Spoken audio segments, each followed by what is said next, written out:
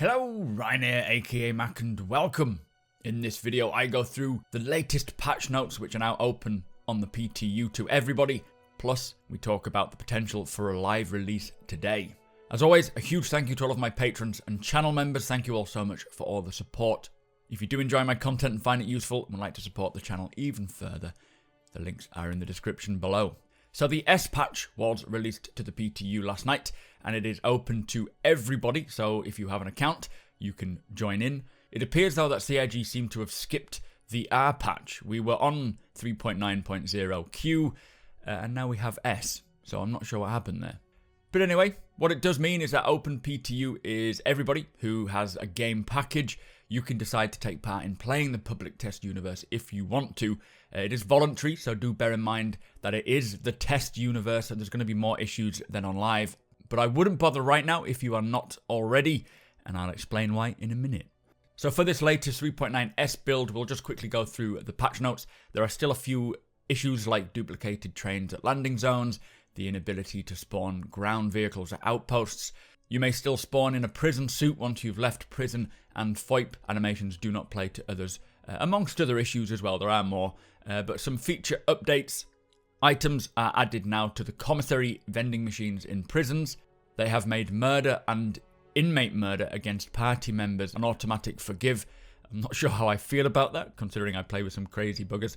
But the crashing a ship with players on board will no longer award the pilot with a homicide crime stat. They've improved the landing area checks for pad ramming infractions, and they've increased the unlawful mission rewards by 50%.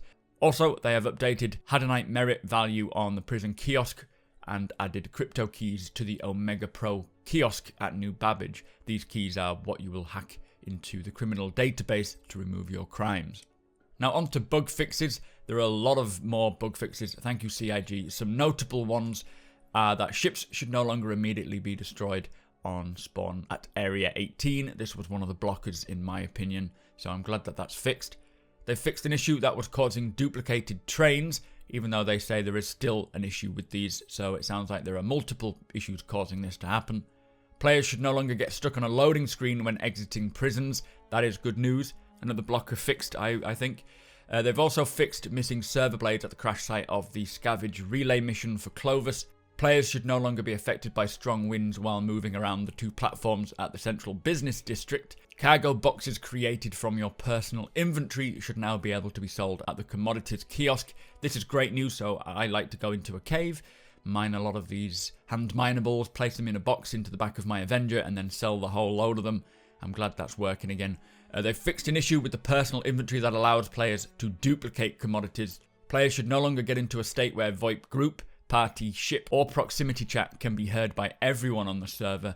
Anything that makes VoIP more consistent is good news in my eyes. The Armistice Zone in Levski should now fully cover all locations, including the hangars and Teach's ship shop. And when setting the Cutlass Red ICU bed as a respawn point, the player should no longer be teleported back to the bed after a few seconds when leaving the bed from respawning. This is kind of a big issue as well, so I'm glad that's getting fixed. Some other fixes are the escaped prisoner bounty assassination mission should no longer be issued for prisoners that have left the server. Players should no longer be killed after being moved from their ship when pad ramming another player. Sounds like that's more broken to me. And finally, they've fixed an issue causing several Ursa Rover vehicles to spawn on top of each other inside the garage above the prison shafts. So a lot of fixes there. Thank you again to CIG for getting them done. On to the exciting news, and why if you're not already playing the PTU, don't even bother. Now, there was an official update from CIG last night regarding 3.9 going to live, and it reads as followed. Hi everyone, we've noticed many of you choosing to forego sleep tonight in the hope of a live release, so we wanted to take a moment to give you an update on how things are going with the latest patch. As many of you have noticed, earlier today we opened Alpha 3.9 to all backers on the PTU. Our current plan is to monitor overnight, and if everything looks stable, we'll publish to the live servers tomorrow. We'll keep you in the loop if anything changes. So it's definitely on the cards for a live 3.9 release today. Obviously, if they find an issue, then they may not, and they'll push it back again. But fingers are crossed that the live release comes today and everyone can get in and play. Anyway, I thought that information was something you would like to know, but with that said, do make sure you hit that subscribe button so you can keep up with all of the latest Star Citizen news and information. Hit the like button as well if you're excited for 3.9 and tick that notification bell, that way you will know exactly when my videos go live. Come and hang out over on twitch.tv/supermacbrothers, Ryan. We are having a crazy time over there. Thank you all so much for all of the support. Again, thank you to my patrons and channel members. Thank you for watching, and I'll see you next time.